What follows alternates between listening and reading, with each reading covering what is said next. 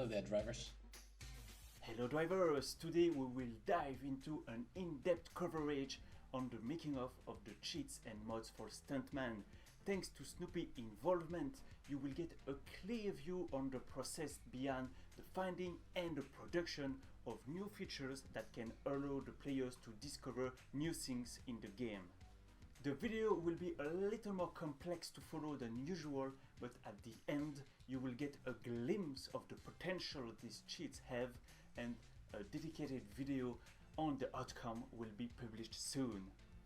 Good viewing to you all, and I leave the floor to Snoopy. My name's Snoopy, and Vortex asked me to explain the technical side of some of the patches I created. Before we fully dive into the process, I need to explain about the symbols.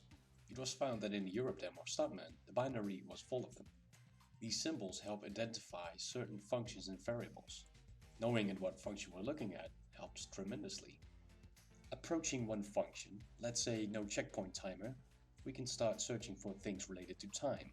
Now keep in mind, I have hindsight in this, where I know we're looking for the word countdown. So I will be looking for the word countdown in the function window, because in hindsight I know it's countdown. We'll go to this address, and what we want to do is we want to have this function return nothing, but we also want it for the final game. So I have to port, if you will, the code over to the final game, and I will be doing that by byte matching. Well, I cannot byte match this because it's not unique enough. It will be too many occurrences in the list of matching bytes. So I will scroll a little, and well, this to me is very unique. So I will go to the hex view, copy this whole piece of string or string bytes. Oh, already done it.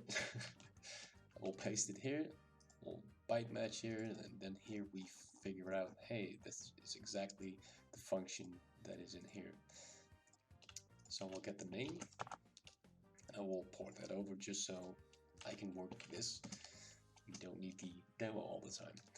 Now we got an address, and here we go. So I will copy this, and as you can see, we want to nullify this. Now there's one way to do it. I go into PCSX2, and I will, normally you won't see this debug screen. You go to debug, open debug window. We press Ctrl G. It says enter expression, but it actually means go to. Don't think they did something on that for some reason. Alright, so this is the function. We know that this is the get countdown function. And what we want to do is return it. And as you can see, if you want to return something, you have to jump register return address. So this is the return address register. And what we can do, we will breakpoint and see, as you can see, already breaks here. Now we right click, assemble opcode, we say jump return address. Now, since there's a delay slot in mid, I would say, we will add a knob. We need that knob, it's very important. Now if we run it, the result should be that there is no checkpoint timer. It's running a little bit slow. But hey, look, the timer is gone. It only has the final counter, or the mission counter, if you will, for the whole set of the mission. But if I want, I can just endlessly wait here and the game would not fail at all. It's pretty cool to see. It's all scripted. The truck doesn't even drive any further.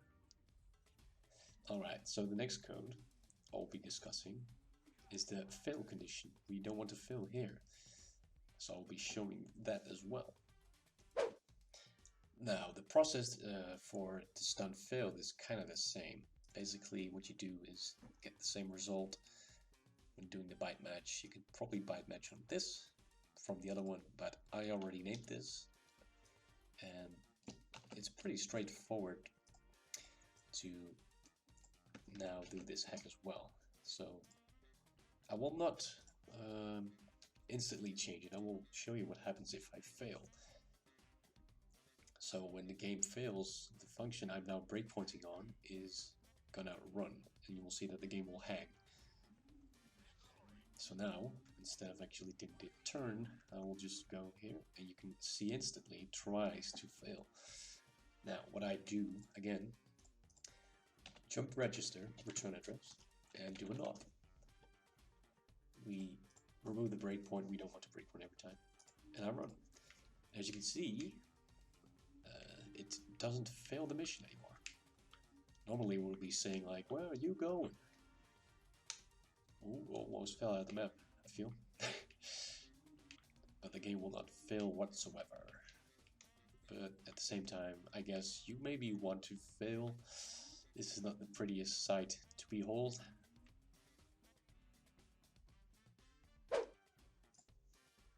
Now the next step is to make them in actual cheats so people can use them.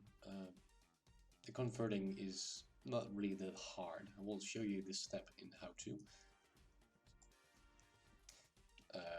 Basic code in PlayStation format means that a 2 means it's writing 4 bytes. So this 2 is not part of the address.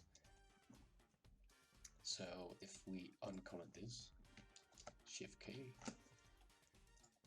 So what we did here is if you go to the address in bytes, you will see that we got the reverse of that. So that means this is the byte code. And as you can see, it's 0800E003, or 0 if you will. So you reverse that, so you say, you go from right to left, you will say 03E00008. Move the spaces, and we got ourselves a code. Now the next one on up is all going to be zeros, so you can pretty much just write zeros here, or you actually need to. Now if I uncomment this as well, and I will save it, every time I reboot the game, it will apply my patches. And instantly you can see that if I go to that address, it doesn't work. No, actually I forgot, I should enable cheats. There we go. It instantly applied it, as you can see. Or actually, go to that address. And that's how I made the actual patches. Now, I also did a very interesting one for emulation, is that some missions actually don't work well. They cannot be completed at all. And I got a little trick for that for people that still want to play the whole game by skipping at least some of the missions. I know it's not the best solution to fix something like that, but at least gives you the ability to go to other missions as well. I will show you in a minute if the game boots up. So now if I go to setup, and if I decrease the actual speech volume here, it actually decreases it. But once I make it louder, you can see it instantly wins the mission. This cheat is a little bit more complicated, I would say. If we go to that address, I will show you that this actual function 6E168, and that function will surprise, well, it won't surprise you,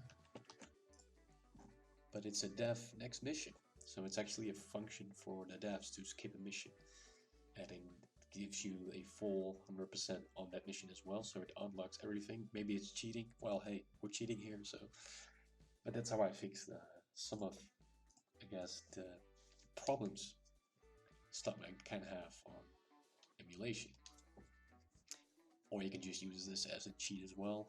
If you don't like playing some of the missions, you can skip through them and still get that 100%. So editing or figuring out the right coordinate for the start position of the arena is kind of tedious, I would say. As you can see, I've removed the boundary of the cursor to go out of bounds, but sadly the camera does not. It sticks within the boundaries of the arena. I haven't yet figured out how to do it, but the process is a little bit of trial and error. You would basically move this thing off map, see if you're within the bounds, and you keep doing that until you have figured out a pretty good coordinate. Now, I have Cheat Engine to speed up the process of actually converting the code. It should not be that, by the way. So how to convert it is pretty straightforward. Now, we put this somewhere on the map. Imagine it being Egypt. I'll place it there, right there. I will change the level name, so we can do this actually in real time. However, as you can see, it's already there. I will copy these 4 things into that, and so on. And now we need the start coordinates as well. The way to do that is you convert these to hexadecimal, and you copy the bytes like so. Oh, escape. Like so. And rotation as well. And there you go. We now have a start point, so we can actually go into the main menu and then run this again. Run the stunt arena, stunt constructor. And if all went well, the position is still out of bounds. It's wrong, but this is how you would convert one of the codes. And there we go. If we edit the arena, we can see we have pasted it there. And as you can see, it's wrong. Really wrong. Wrong. Now, what we could do is we go move and try to get around the point where we should be inbounds. Now, I feel we are kinda, maybe not, but I will copy these bytes. Oh, didn't copy it right. We first need to redo the code so it applies the right code.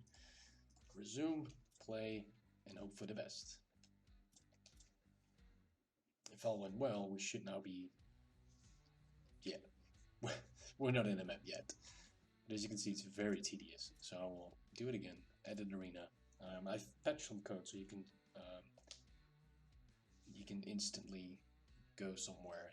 The first object that's there, it's gonna collide with, it takes. So we move it a little bit further now, a little bit further, little bit,